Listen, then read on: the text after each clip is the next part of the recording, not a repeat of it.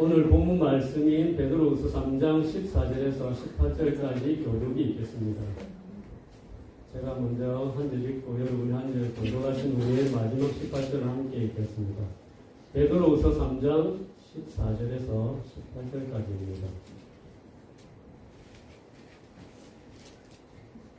그러므로 사랑하는 자들아, 너희가 이것을 바라보나니 주 앞에서 점도 없고 흠도 없이 평강 가운데서 나타나기를 힘쓰라. 우리 주의 오래 참으심이 본이 될 줄로 여기라. 우리가 사랑하는 형제 바울도 그 받은 지혜대로 너희에게 이같이 썼고 또 그 모든 편지에도 이런 일에 관하여 말하시되 그 중에 알기 어려운 것이 더러 있으니 무식한 자들과 굳세지 못한 자들이 다른 성령과 같이 그것도 억지로 풀다가 스스로 멸망에 이르느니라. 그러므로 사랑하는 자들아, 너희가 이것을 미리 알았은즉 완전 내 미혹에 이끌려 너희가 굳은 내 돌아졌다 생각하라. 함께 읽겠습니다. 오직 우리 주 예수 그리스도의 은혜와 그를 아는 지식에서 자라나라. 영광이 이제와 영원한 날까지 그에게 있을지어다. 아멘. 잠깐 PPT 말씀을 보시면 육체의 연단은 약간의 유익이 있으나 경건은 범사에 유익하니 금생과 내세의 약속이 있느니라. 아멘. 이 시간에 누군가는 육체가 원하는 것을 하며 시간을 보내는 사람이 있을 것입니다. 또한 육체를 단련하기 위해서 자기 나름대로 노력하는 사람도 있을 것입니다. 그러나 예수 그리스도를 닮기 위해서, 즉 경건을 쫓기 위해서 이 자리에 오신 모든 분에게는 이 땅에서뿐 아니라 장차 오는 세상에서도 약속이 있다고 하셨습니다.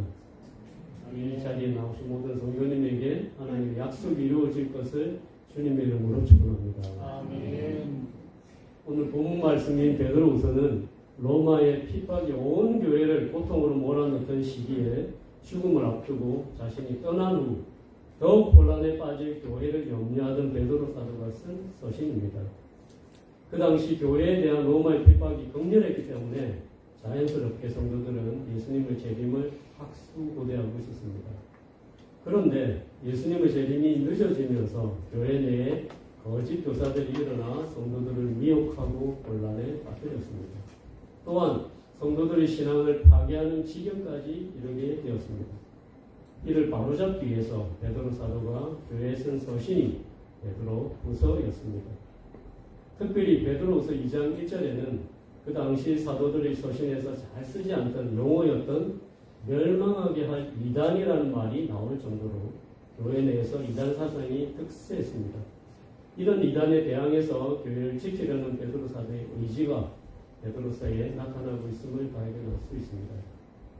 결국 베드로후서는 교회 내부의 문제, 특히 이단 사상과 거짓 교사들에 대한 경고의 서신이었고, 이단 사상과 거짓 교사들의 주장 때문에 믿음의 뿌리가 흔들리고 있던 성도들에게 믿음이 반드시 말씀에 근거해야 함을 주장하는 서신이었습니다.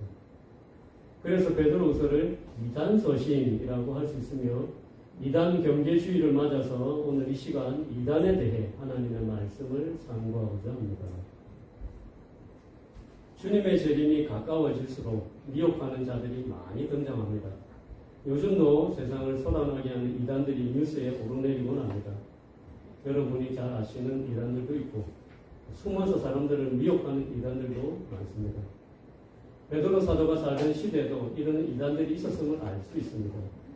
베드로서 2장을 읽어보면 특별히 영지주의가 성도들을 미혹했음을 알 수 있습니다. 그들은 영을 선하게 여기고 육을 악하다고 여겼습니다. 그래서 비윤리적인 호색과 탐심을 일삼았고 도덕적인 방종을 정당화했습니다. 그리고 성경에 관해 다른 관점의 해석을 내놓으며 성경을 왜곡하였습니다. 또한 예수님의 재림에 대해 부정적인 시각을 가졌습니다. 초기 교회에서 이런 영지주의가 세력을 넓히면서 많은 성도가 시험에 들고 실족하는 일이 생겼던 것입니다.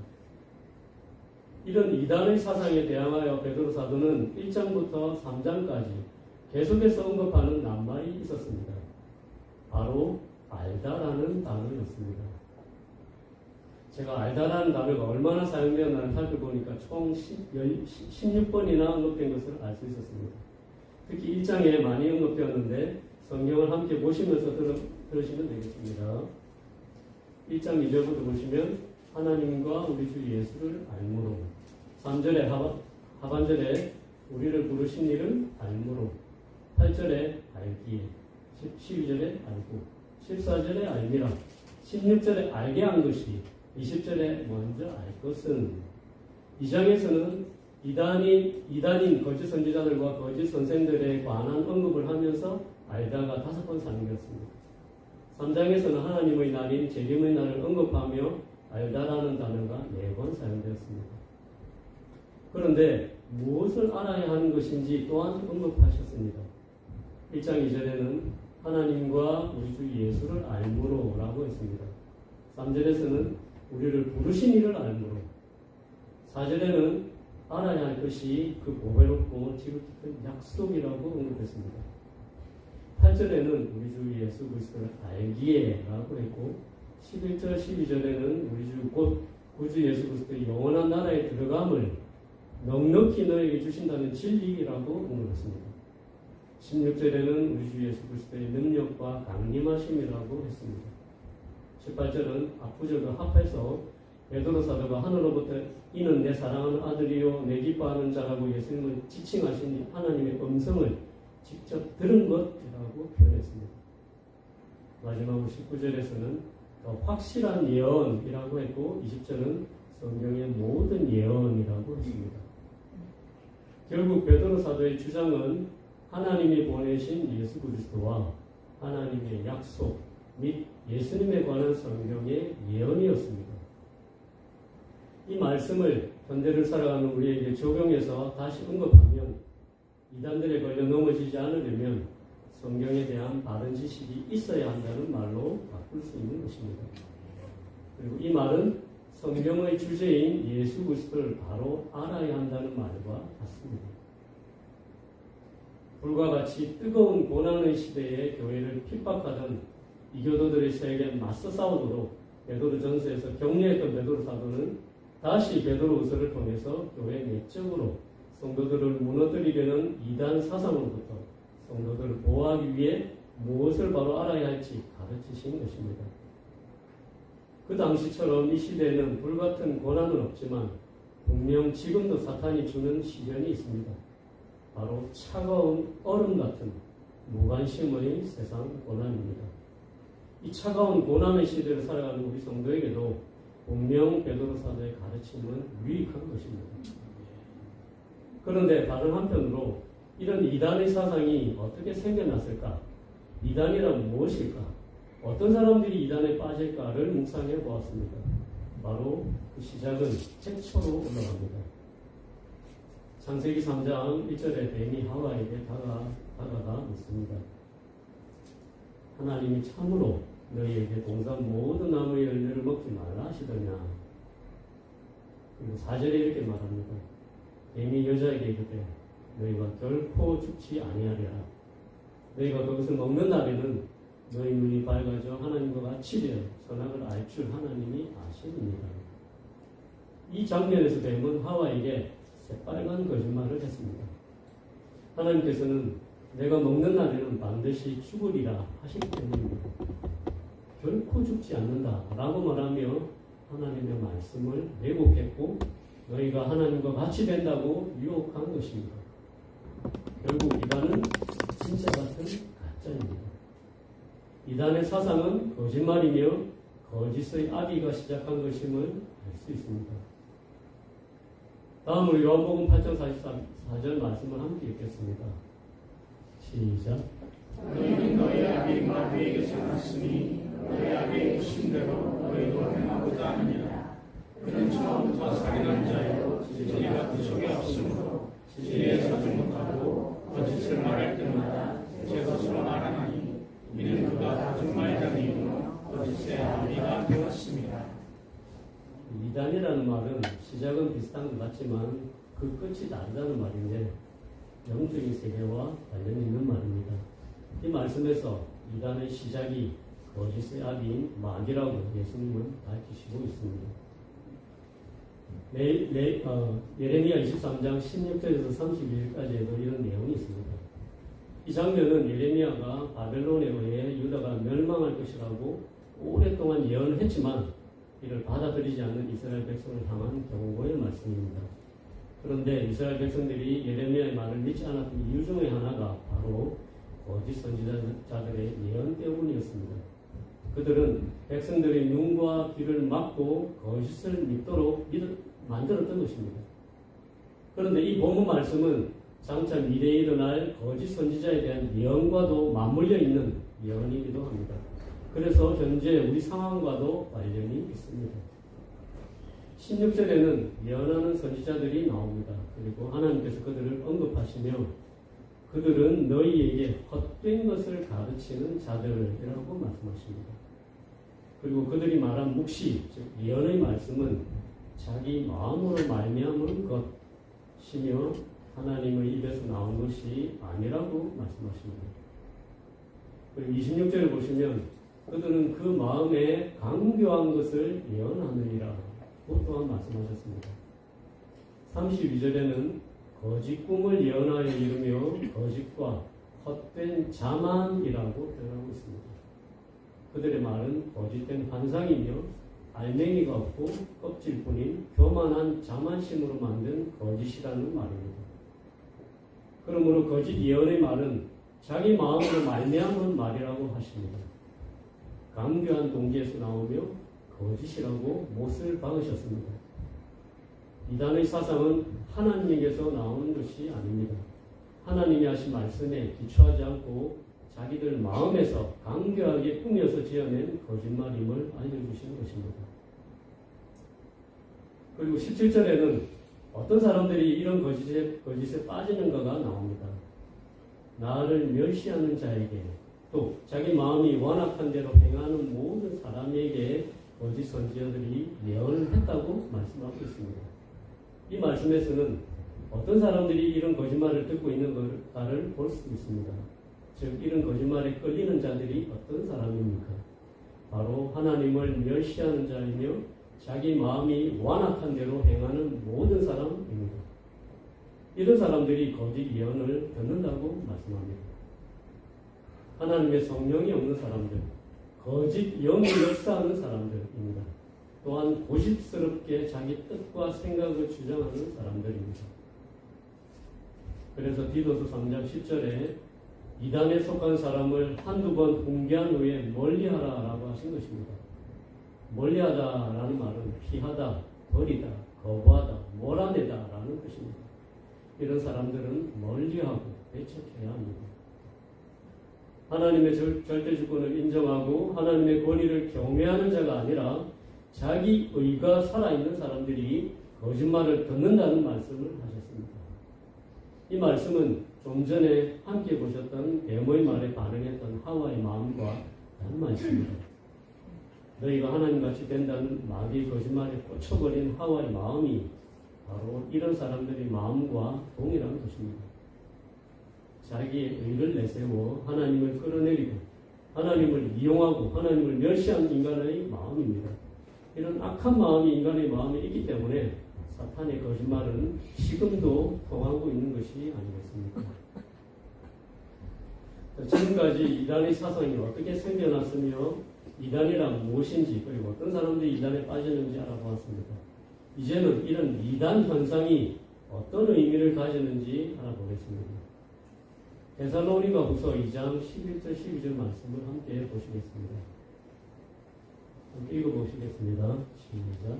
그러므로 하나님이 용의 역사를 그들에게 보내사 거짓 것을 믿게 하시는 진리를 믿지 않고 그리를 좋아하는 모든 자들로 하여금 심판을 받게 하려 하시니라. 어떻게 보면 이런 이단의 거짓이 태초부터 지금까지 세상을 미혹하게 된 것은 하나님의 섭리처럼 보입니다. 거짓 것을 믿고 오히려 진리를 믿지 않고 우리를 좋아하는 모든 자들을 심판하시기 위한 하나님의 섭리처럼 보입니다. 앞에 보셨던 데살로니가 말씀은 거짓이 판치고 거짓을 믿는 현상이 온 세상에 가득해가는 이 세상을 향하여 하나님을 인정하지 않고 인간 우상을 쫓고 탐욕의 마음을 따라 자기 의를 세우려는 인간의 자만이 결국 하게 될 종착지가 심판임을 알려주는 하나님의 경고입니다. 이단 현상의 또 다른 의미를 살펴보겠습니다.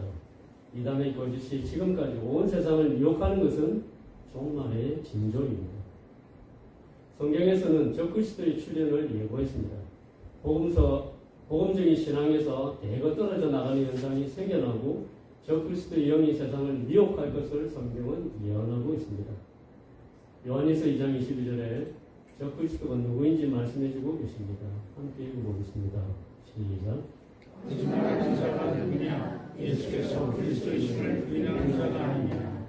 아버지와 아들을 부인하는 그가 적그리스도이니. 예수 그리스도라는 말은 예수, 즉 예수님의 인성과 그리스도, 즉 예수님의 신성을 말하는 말입니다. 결국 적그리스도는 이런 예수님의 인성과 신성을 멸시하고 모독하고 왜곡하는 자를 말합니다. 디모데전서 4장 1절로 2절에도 비슷한 말이 있습니다.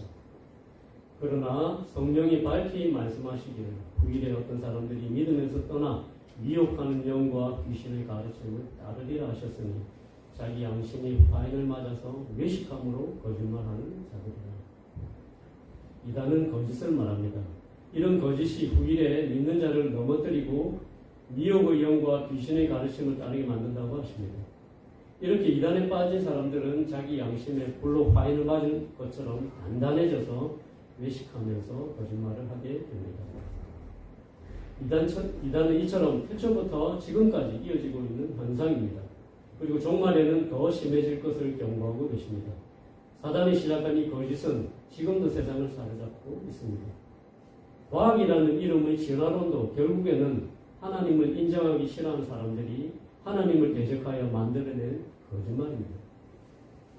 사탄은 참으로 공중의 권세 잡은 자처럼 세상을 속이고 있고 믿는 자까지 혼란에 빠뜨려 믿음 없는 사람처럼 비참한 삶을 살도록 만들고 있습니다.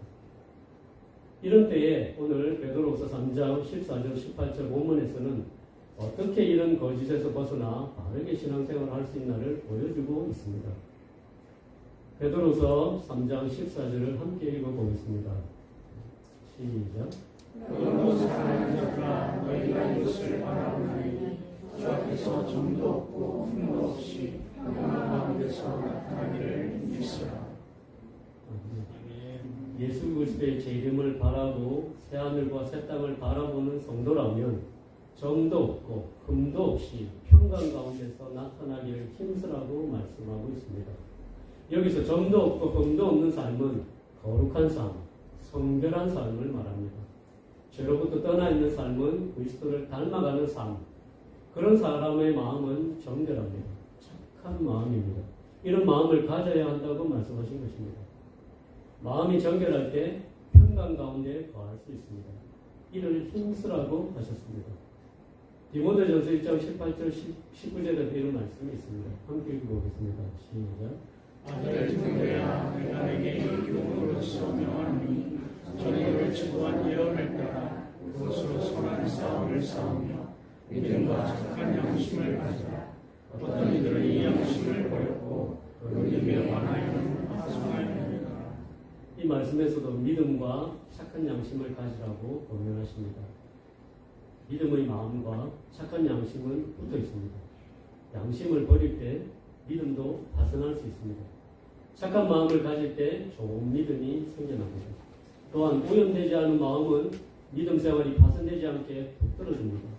이런 마음이 유지될 때 담대한 믿음을 갖게 되고 평강 가운데 들어갈 수 있습니다. 다시 말하면 불안함이 없는 평안한 마음으로 주님을 맞이할 수 있는 정결한 신부가 될 수 있습니다. 이를 위해서 하나님께서는 믿는 자 속에 성령을 주시어 오래 참으심으로 우리가 정결한 신부가 되어 신랑 되신 예수님을 맞을 준비가 되도록 날마다 우리 가운데서 역사하고 계신 것입니다. 두 번째로 거짓에서 벗어나 바르게 신앙생활을 할 수 있는 방법은 베드로후서 3장 18절에 있습니다. 함께 읽어보겠습니다. 시작.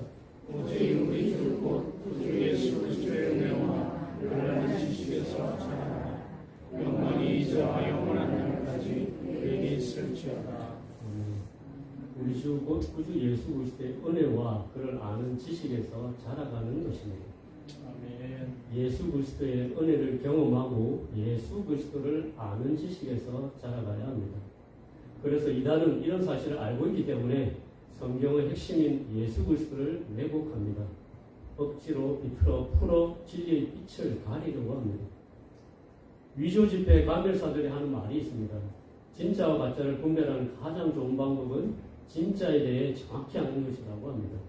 그래서 위조 집회를 감별하는 사람들은 먼저 진짜를 확실히 파악하는 훈련을 받는다고 합니다. 그와 마찬가지로 이단에 미혹되지 않고 굳센 믿음으로 서려면 먼저 그리스도의 은혜와 그를 아는 지식 가운데 자라가야 하는 것입니다. 그런데 눈에 보이는 위조 집회랑 다르게 이단은 영적인 존재여서 영적인 분별력이 필요합니다.